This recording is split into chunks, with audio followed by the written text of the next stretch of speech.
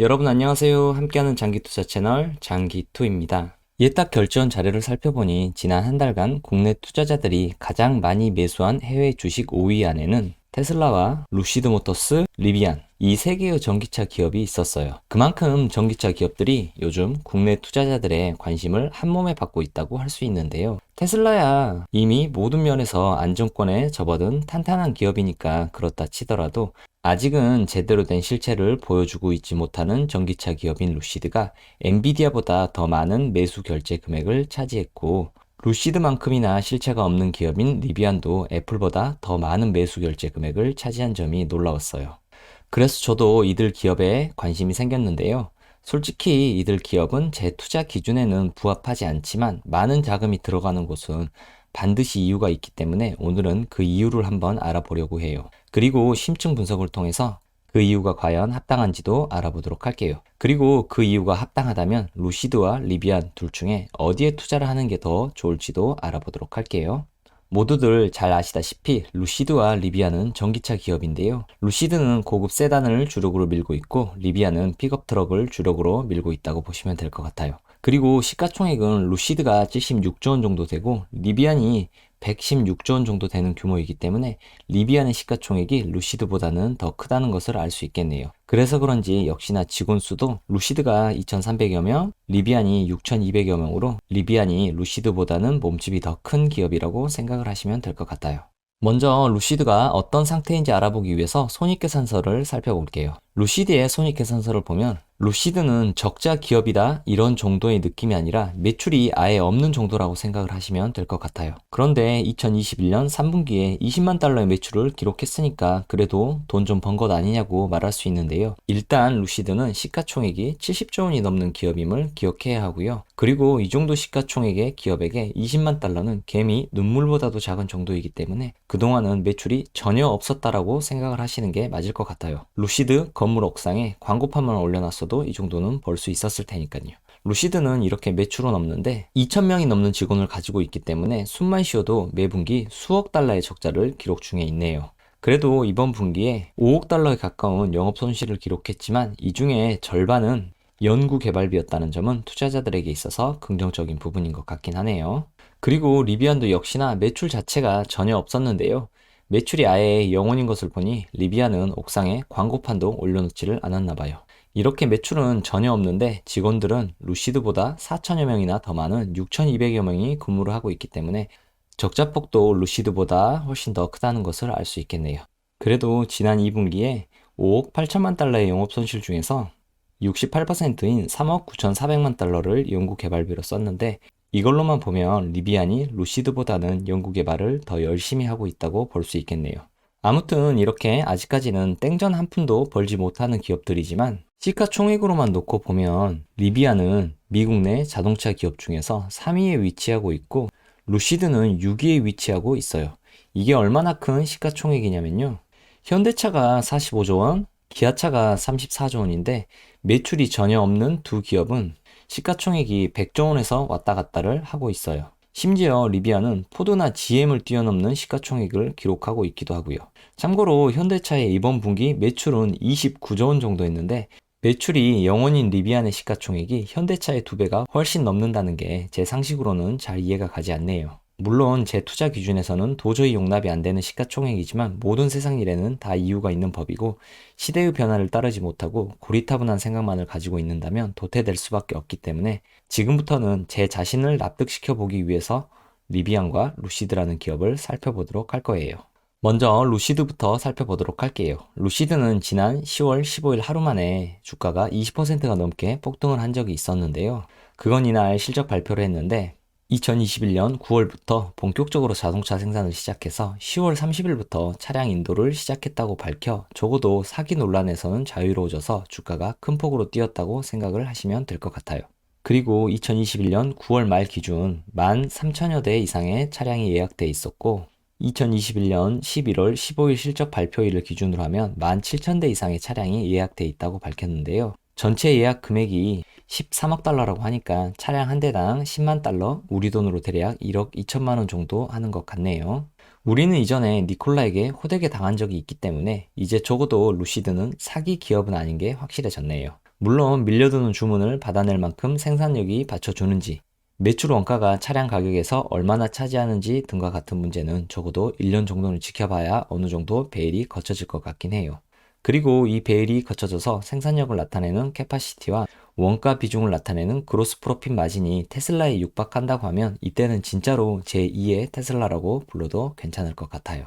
하지만 테슬라는 지금 한 분기에만 23만 대가 넘는 차량을 생산하고 있고 그로스 프로핏 마진이 30%를 뛰어넘는 미친 효율을 자랑하고 있기 때문에 이와 비슷하게 가기는 현실적으로 힘들지 않나 싶어요. 그리고 테슬라는 전기차 말고도 자율주행, 충전소, 태양광, 스페이스X, 스타링크, 뉴럴링크, AI, 반도체 등 정말 다양한 사업을 하고 있기 때문에 단순하게 테슬라와 비교하는 건 무리가 있어 보이기도 해요. 참고로 보통의 자동차 기업들의 그로스 프로핏 마진은 보시는 것처럼 20%를 넘는 기업은 거의 없다고 보시면 돼요. 여기 테슬라의 그로스 프로핏 마진이 23%인 건 태양광과 같은 다른 사업부의 그로스 프로핏 마진이 합쳐져서 그런 거지, 최근 자동차 사업부의 그로스 프로핏 마진만을 보면 30%가 맞아요. 그리고 여기에는 없지만 현대자동차의 그로스 프로핏 마진은 18% 정도 되는데요.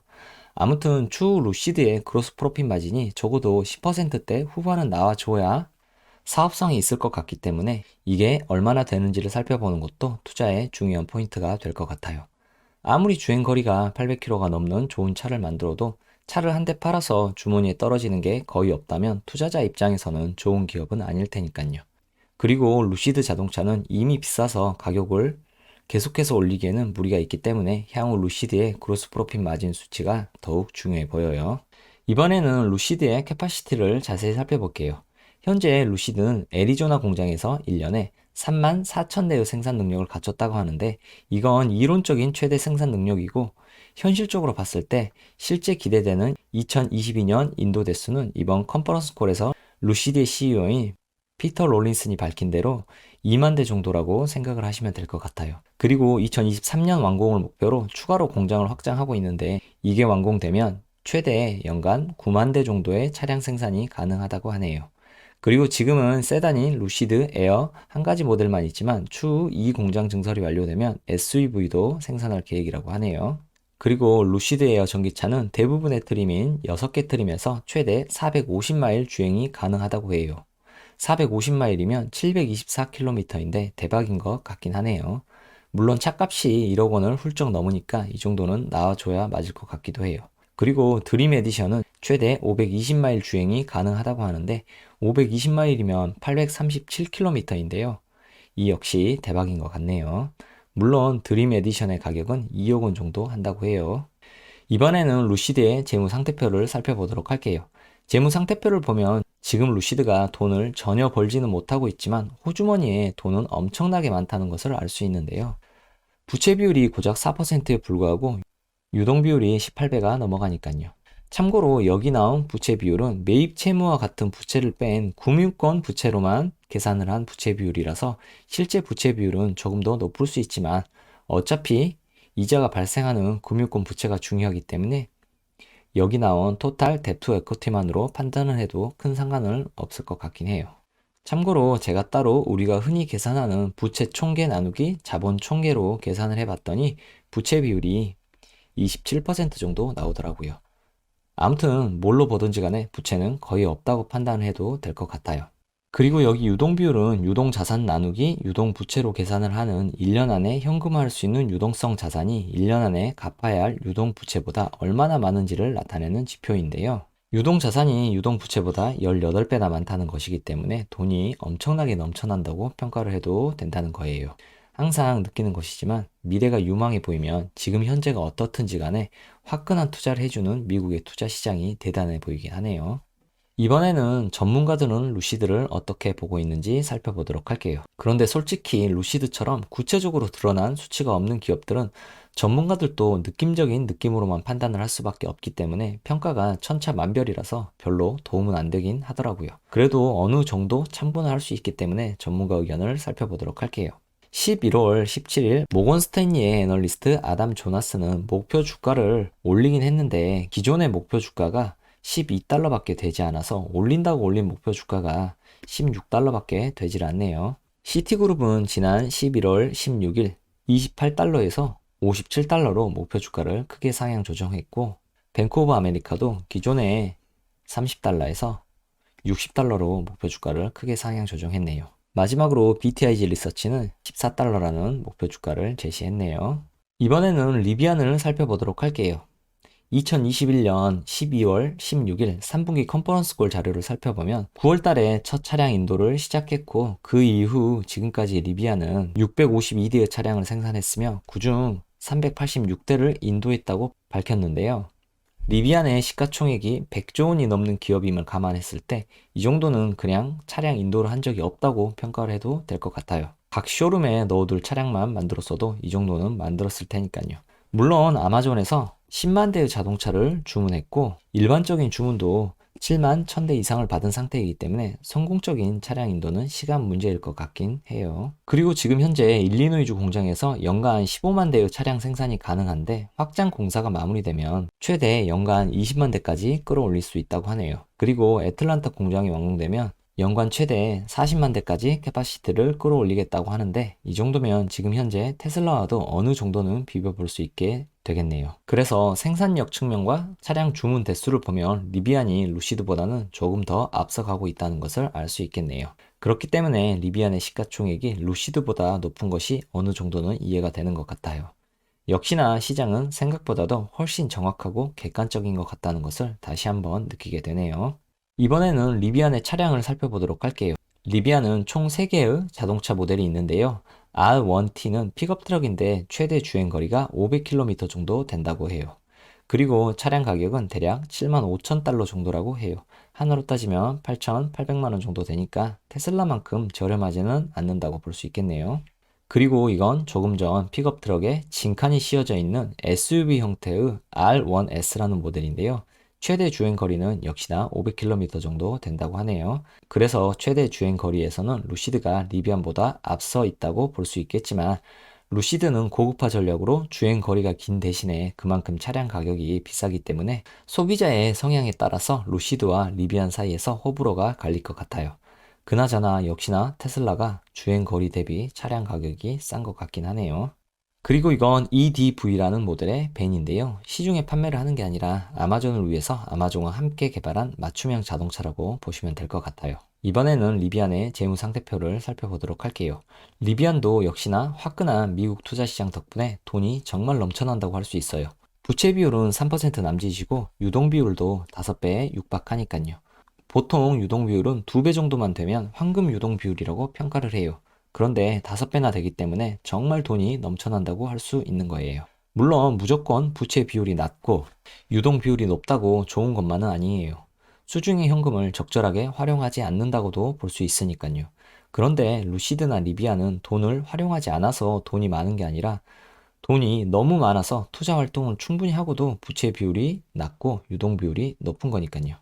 아까 보여드렸는데 여기 연구개발비를 보시면 리비아는 매 분기 수천억 원 단위로 지출을 하고 있고, 그 규모를 갈수록 늘려가고도 있어요.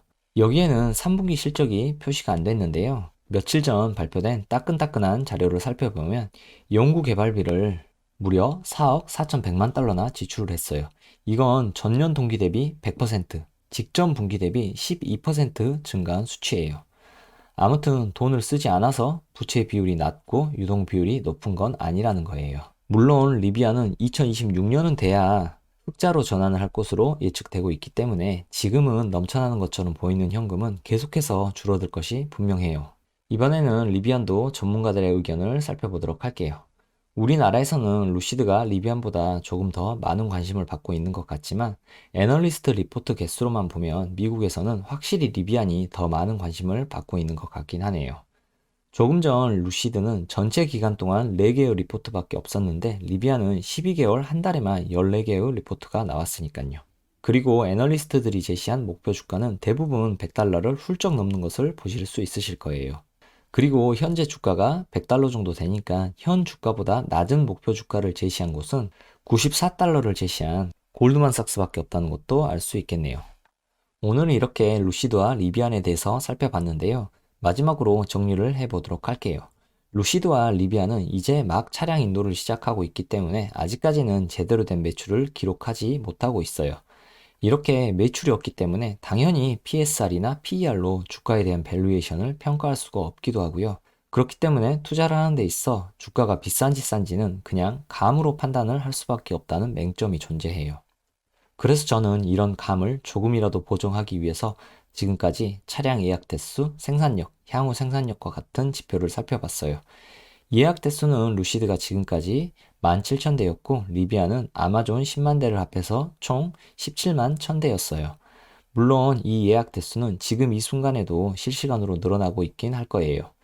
따라서 향후 이 예약 대수가 어느 기업이 더 빠르게 증가하는지를 살펴보는 것도 하나의 투자 포인트가 될 것 같아요. 그리고 지금 현재의 생산력은 루시드가 연간 34,000대이고 리비안이 15만 대 정도예요. 그리고 계획된 공장 증설이 마무리가 되면 루시드는 연간 9만 대 정도가 되고 리비안은 연간 40만 대 정도가 되게 돼요. 예약 대수나 생산력 측면에서는 리비안이 더 뛰어나다고 볼 수 있겠네요. 그런데 차량의 주행거리는 최대 837km로 루시드가 더 뛰어나요. 하지만 837km를 가는 모델의 가격이 16만 9천 달러 하나로 약 2억 원 정도 되기 때문에 주행거리로만 루시드가 더 뛰어난 기술을 가졌다고 볼 수는 없어요. 전기차 가격의 대부분을 차지하는 배터리 용량을 단순히 늘리기만 하면 조금 더 멀리 가긴 할 테니까요. 따라서 루시드는 고성능, 고급화 전략을 사용하고 있고 리비아는 보통의 성능, 보통의 가격 정책을 사용하고 있다고 보시면 될 것 같아요. 저는 보수적인 투자자이기 때문에 조금은 더 안정적으로 보이는 리비안의 손을 들어주고 싶은데 여러분들의 생각은 어떠신가요? 제가 준비한 영상은 여기까지이고요. 이상 함께하는 장기투자 채널 장기투였습니다.